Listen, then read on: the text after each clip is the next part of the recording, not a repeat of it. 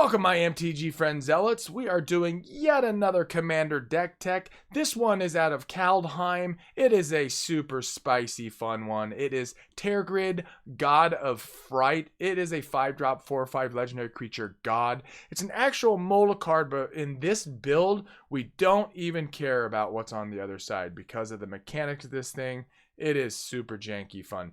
It is a whenever an opponent sacrifices a non-token permanent or discards a permanent card, you may put that card from a graveyard onto the battlefield under your control. So we're going to be levering that with lots of discard mechanics, lots of sack mechanics, and we are omitting spot removal and mass removal that exiles. Instead, we want it to be destroyed because we want it to hit the graveyard. Exiling it would remove it from the game. We want it to actually hit the graveyard. As soon as it does, it becomes part of our side of the battlefield.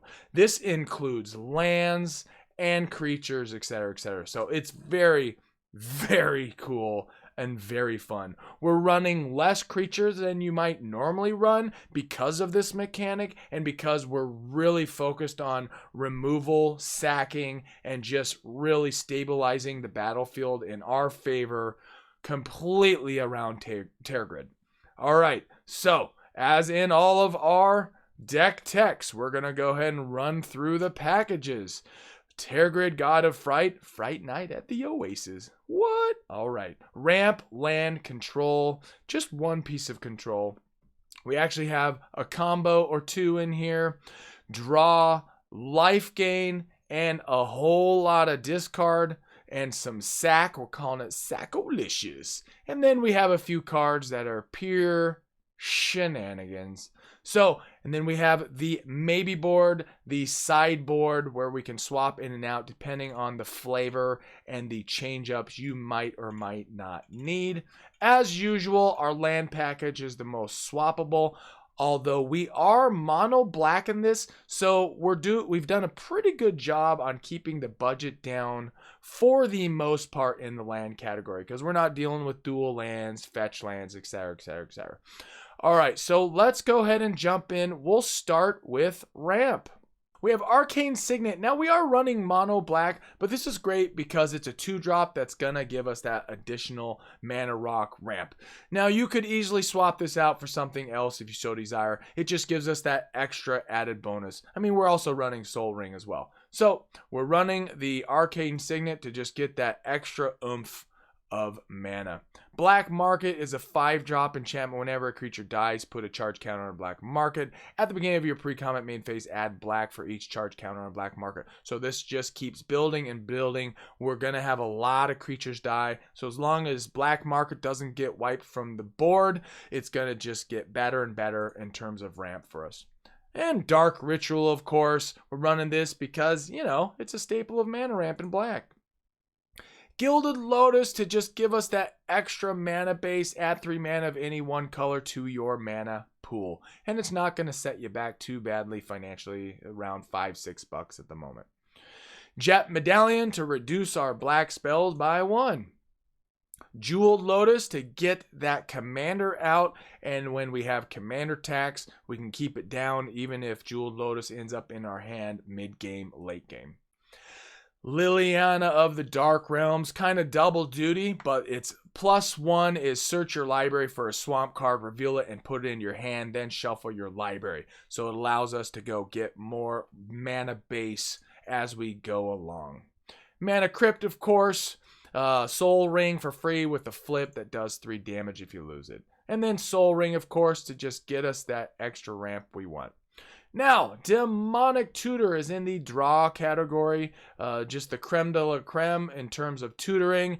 You pay 2, you put it into your hand from your library. Diabolic Intent has double duty going on since we have a lot of sack mechanics. As an addition to cost to play Diabolic Intent, sacrifice a creature, and then it is a tutor just like the other where it puts it in your hand for 2. Dread Presence, also actually doing some double duty. It's a 4-drop 3/3 Nightmare. Whenever a swamp enters the battlefield under your control, choose 1. You can draw 1, lose 1 life, or deal 2 damage to any target and gain 2 life. So We are actually going to be doing a little bit of life gain play and life gain, life loss management. So this will actually have some good versatility for what we have going on in the board. Next up is Erebos, God of the Dead, a fantastic devotion card in black. 4-drop, 5/7 God.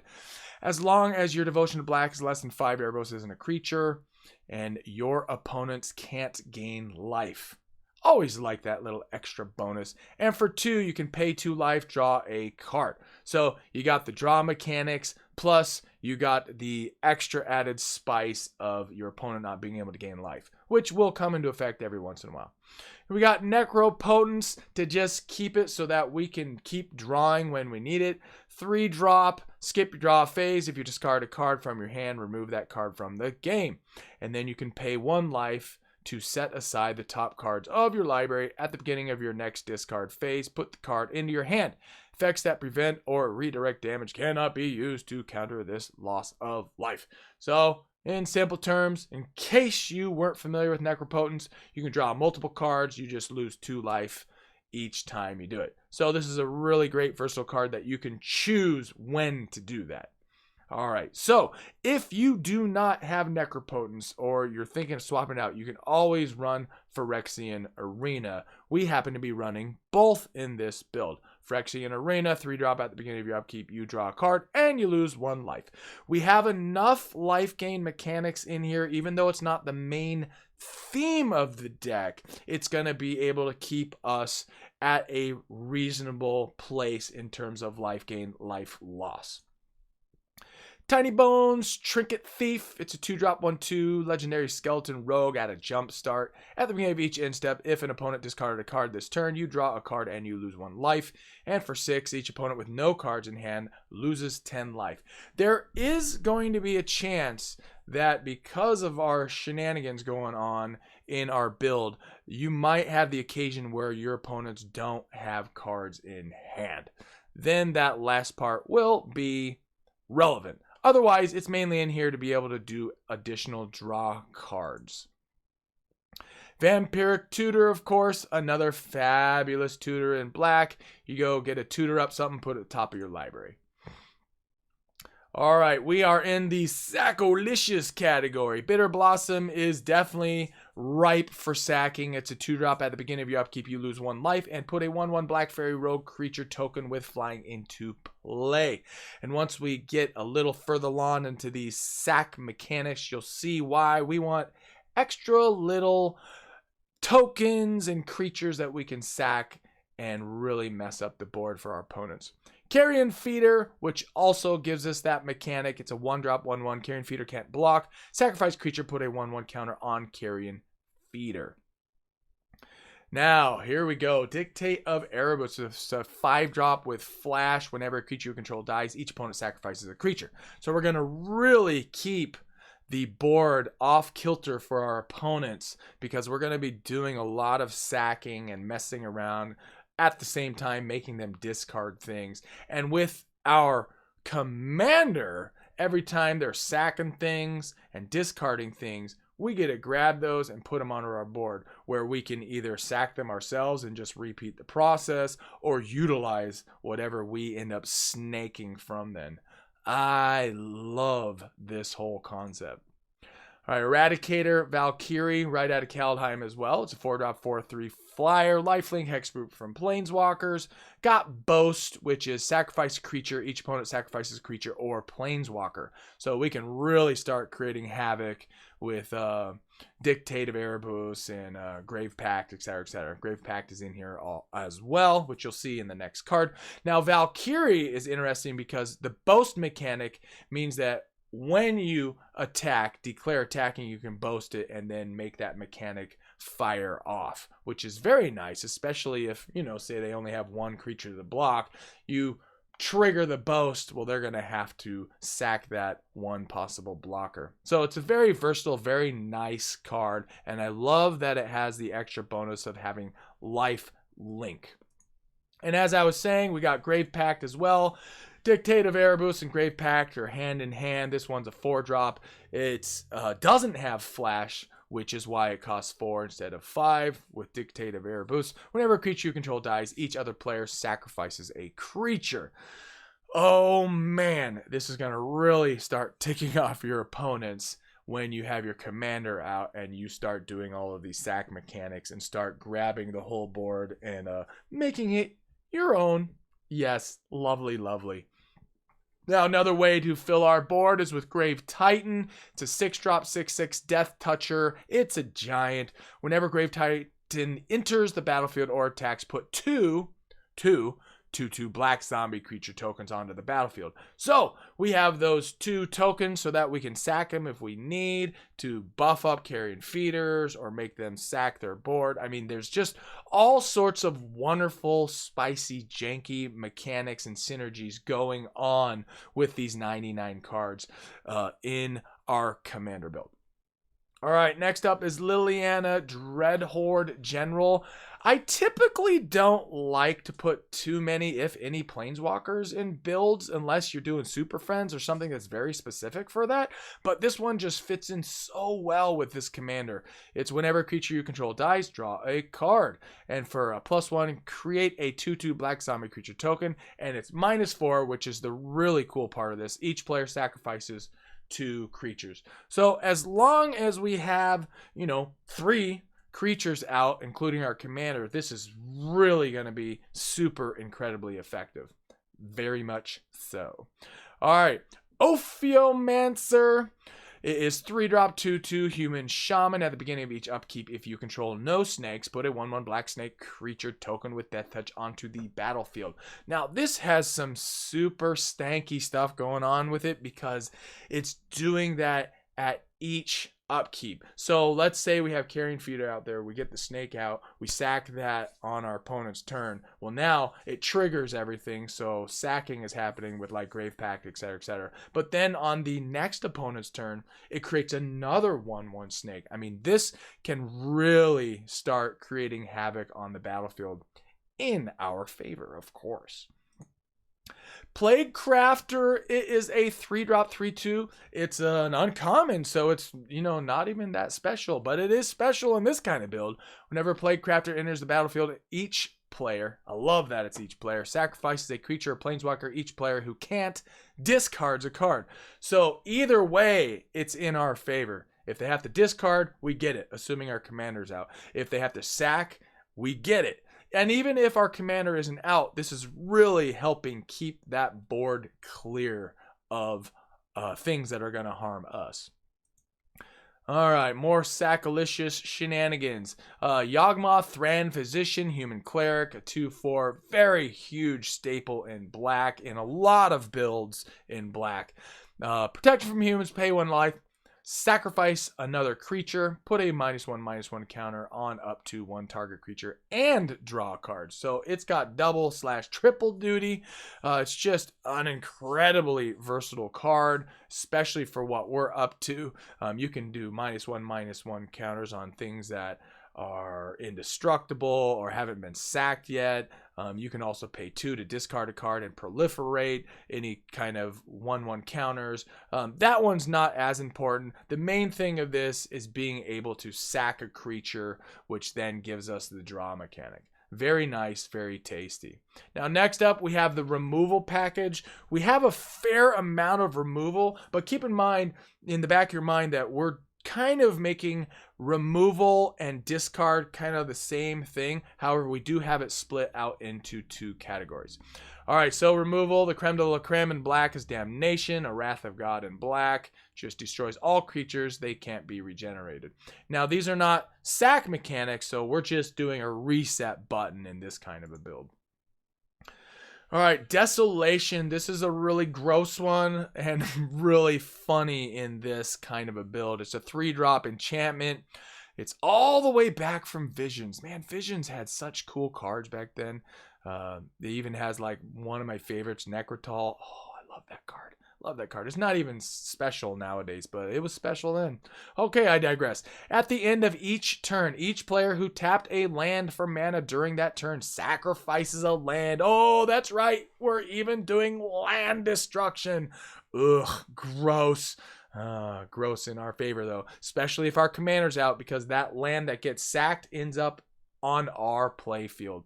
If a plains is sacrificed in this way, Desolation deals 2 damage to that plains controller. So an extra little, FU right to your opponent. All right, Phyrexian Obliterator. It is a 4-drop, 5/5 horror with trample.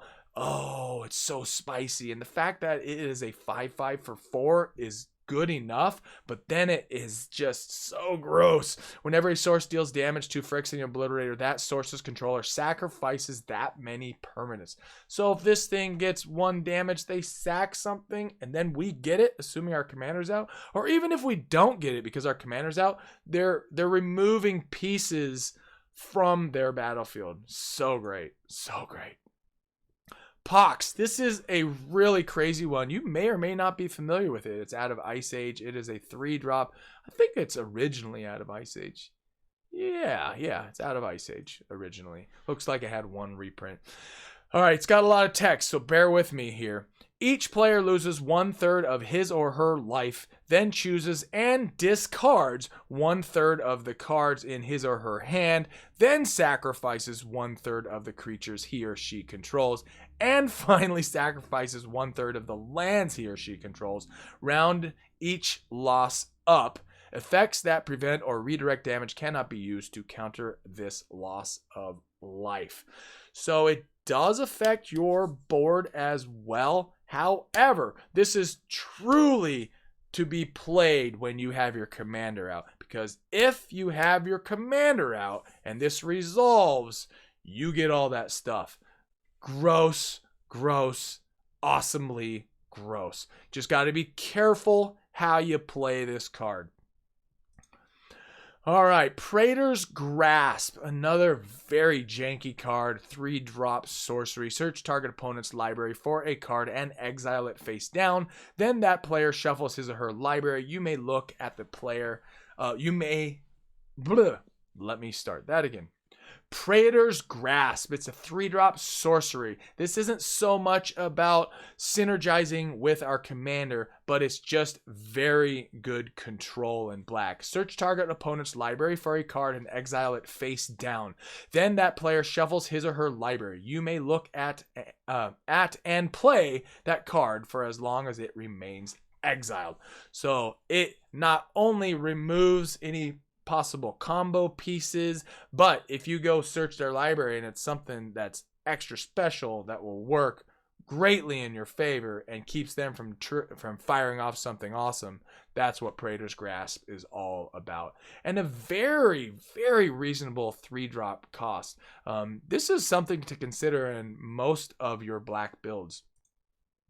Sadistic Sacrament. This one was actually recommended to me by a subscriber. I looked into it because I wasn't super familiar with it. Once I read what this thing does, I was like, wow, very fitting for a mono black build. Maybe not all mono black builds, but certainly in this one. It's a 3-drop with kicker 7, which means it could really cost a lot. You may pay an additional 7 as you cast this spell.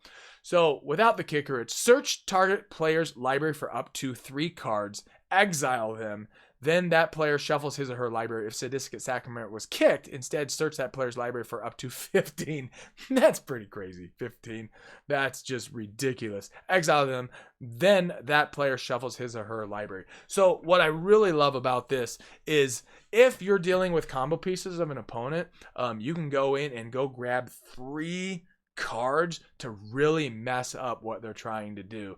I mean, this probably wouldn't be as important if you're like playing against tribal or something like that, but if you're playing like control and people setting up the board in the long game, Sadistic Sacrament is going to be very, very effective.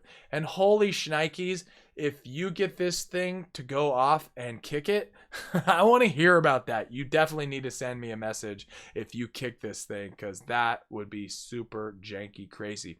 Now, keep in the back of your mind, there is a new card that we're going to get to in a moment that is out of Commander Legends. That is a black card that can really mess this up. So just keep that in mind. We'll get to it in a moment. Sheoldred, Whispering 1. It's a 7-drop, Swamp Walk 6/6 Praetor. At the beginning of your upkeep, return target creature card from your graveyard to the battlefield. At the beginning of each opponent's upkeep, that player sacrifices a creature. So if we get this thing out on the board and it sticks and we can happen to get our commander out, which is the whole goal really, then we're really going to start turning the tide into our favor. Even if we don't have our commander out, if this thing sticks, it is just that powerful. It can win games all on its own.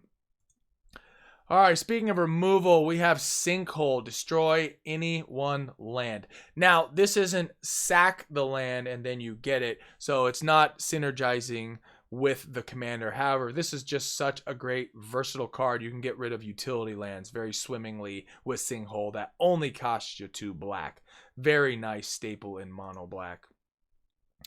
Tainted Aether, it's a 4-drop. Whenever a creature comes into play, its controller sacrifices a creature or land.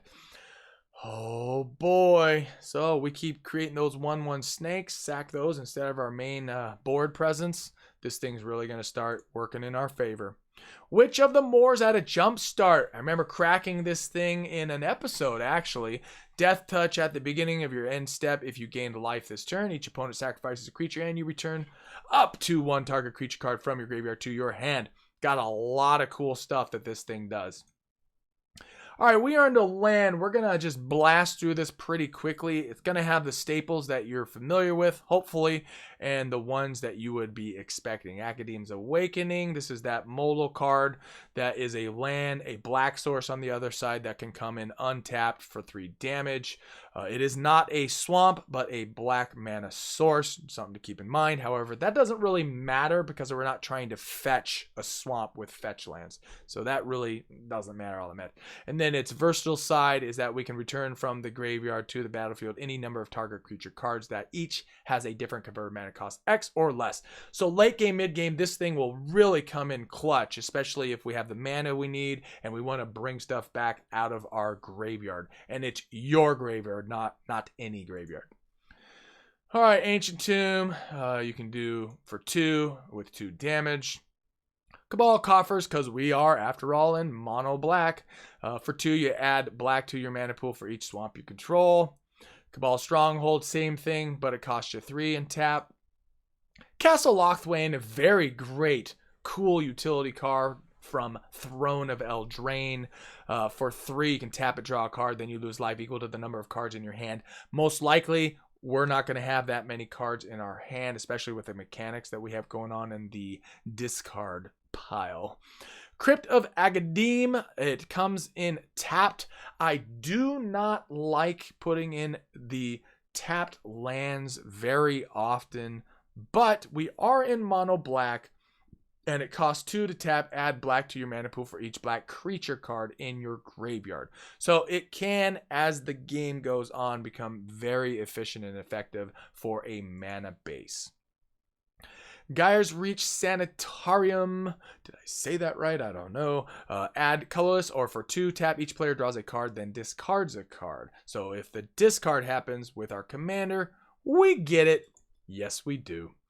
All right, Nykthos Shrine to Nyx. Fantastic devotion card, whether you're in black or any other color. For 2, tap, choose a color, add to your mana pool an amount of mana of that color equal to your devotion to that color. So just a great staple for mono-colored decks. Fashizzle. Phyrexian Tower, you can tap it, sack a creature, add 2 black to your mana pool. Just a staple for sack mechanics.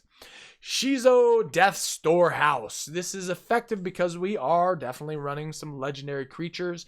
You can tap it for 1 black. Target legendary creature gains fear until end of turn. This is fabulous. And I believe fear is non-black, non-artifact creatures.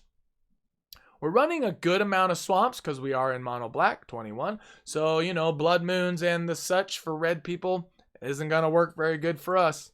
No, it's not. Thespian Stage for 2. Thespian Stage becomes a copy of target land, except it has this ability.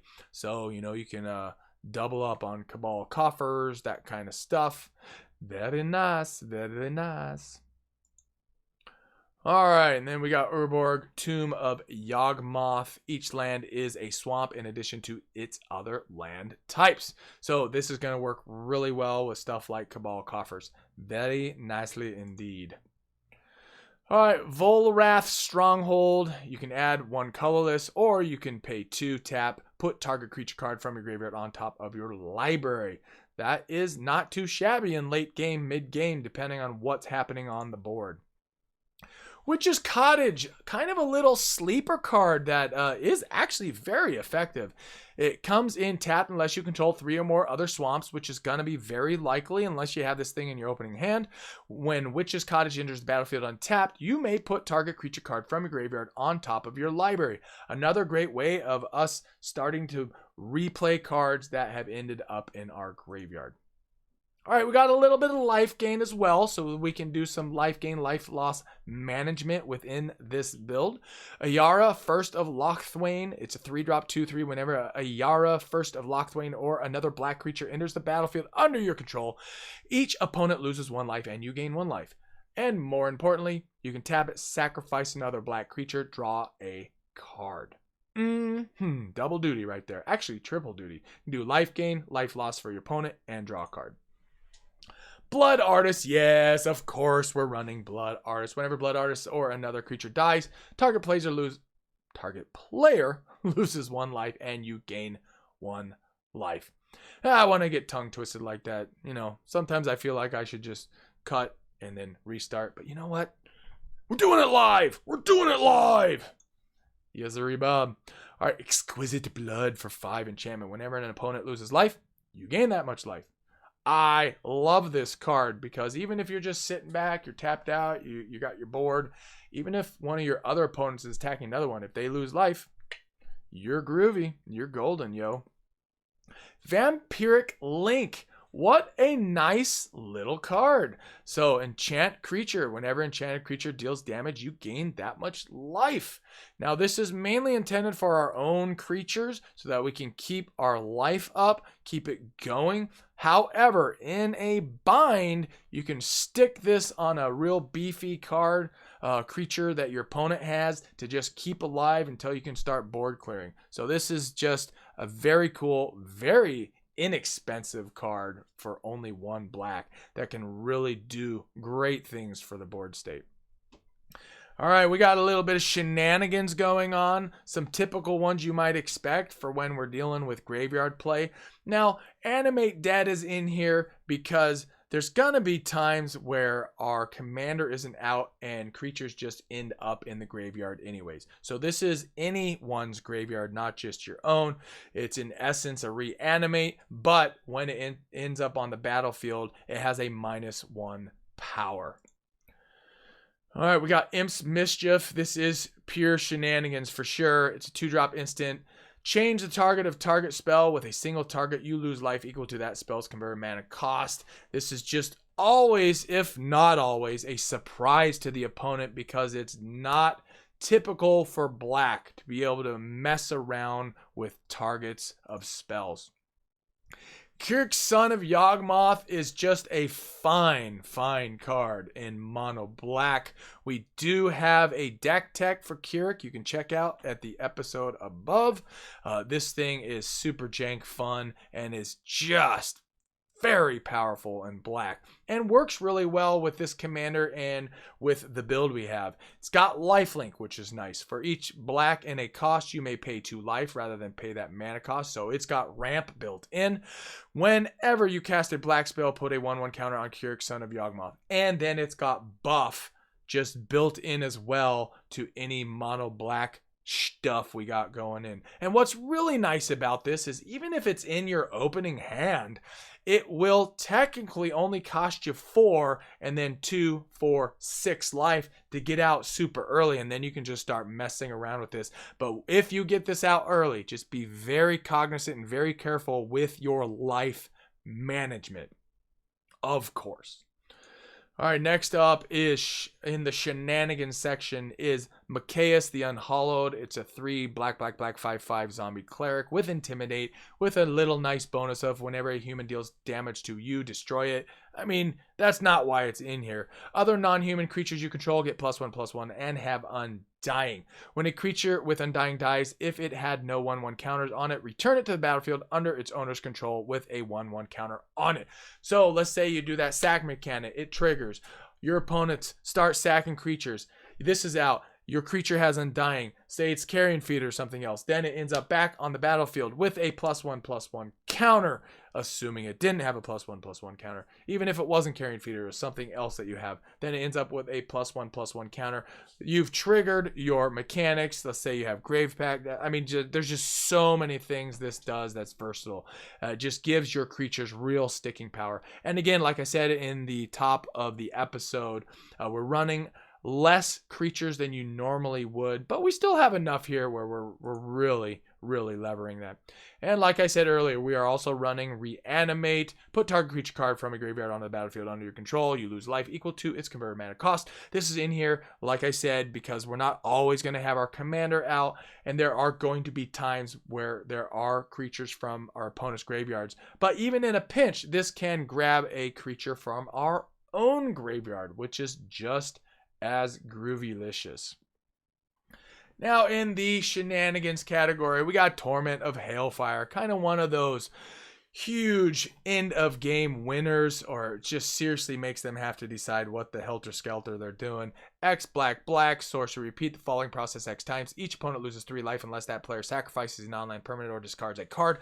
So we have the dilemma for your opponents that if our commander's out, they got to decide, am I losing 3 life? Am I sacking something? Am I discarding? It's a lose for your opponent, because if they sack it, you get it. If they don't, then they lose 3 lives. And if it's mid-game, end-game, we can make that X pretty large, especially if we have our board out with lots of synergies and our mana base really cranking along. It can be a game winner for sure.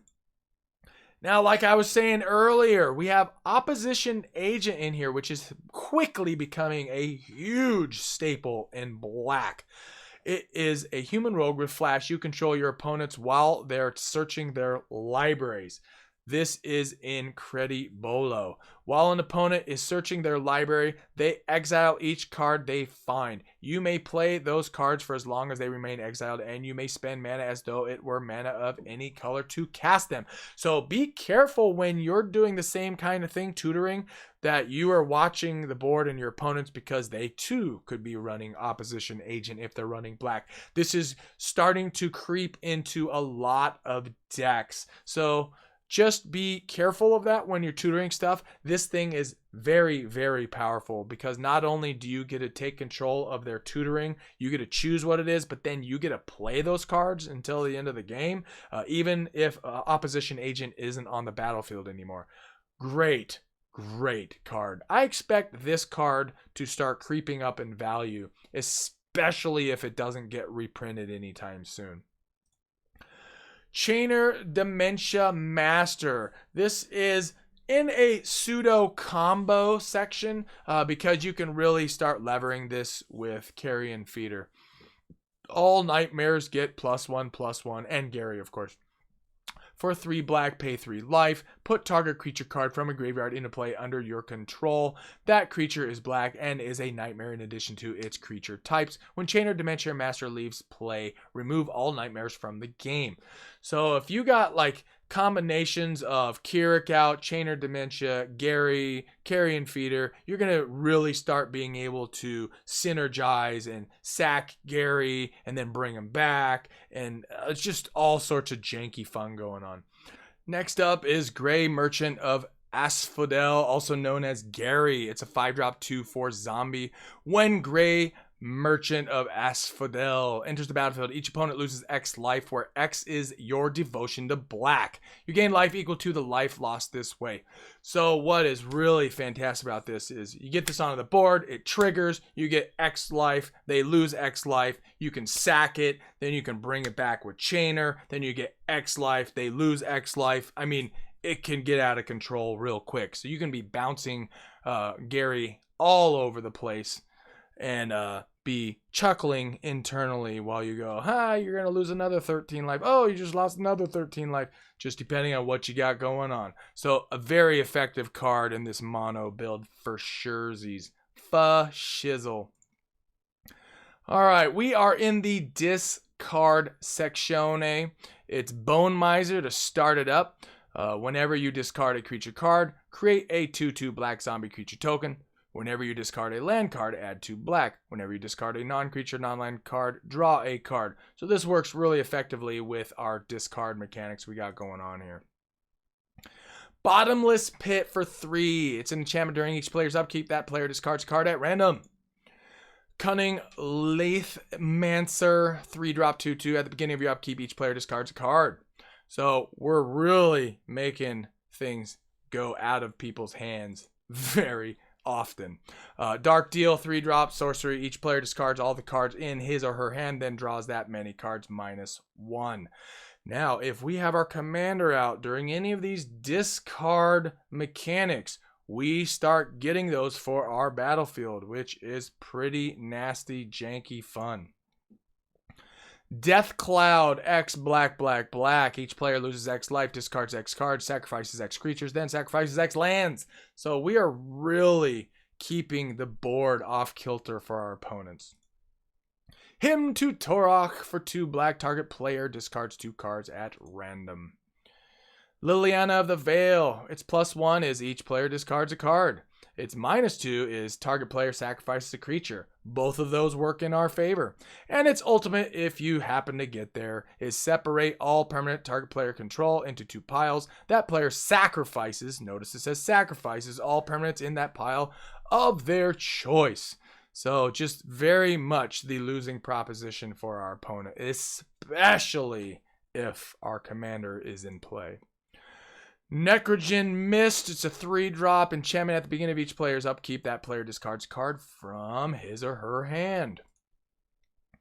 More discard shenanigans. Oppression, 3-drop. Whenever a player successfully casts a spell, that player chooses and discards a card. Whew, man, I love this discard mechanic. Rankle, a new one at a Throne of Eldraine. Technically still in standard as of this recording. Flying Haster, 3/3. Whenever Rankle Master of Pranks deals combat damage to a player, choose any number. Each player discards a card. Each player loses 1 life and draws a card. Each player sacrifices a creature. So you can choose to have them discard a card and sack a creature, or do none of them. It's versatile enough that you get to choose what's happening. So it's super jank. Stronghold Rats, 3-drop 2/1 with Shadow. This creature can block or be blocked by only creatures with Shadow. That means it's unblockable most of the time. Whenever Stronghold Rats deals combat damage to a player, each player discards a card. Yes, sir. Yes, sir.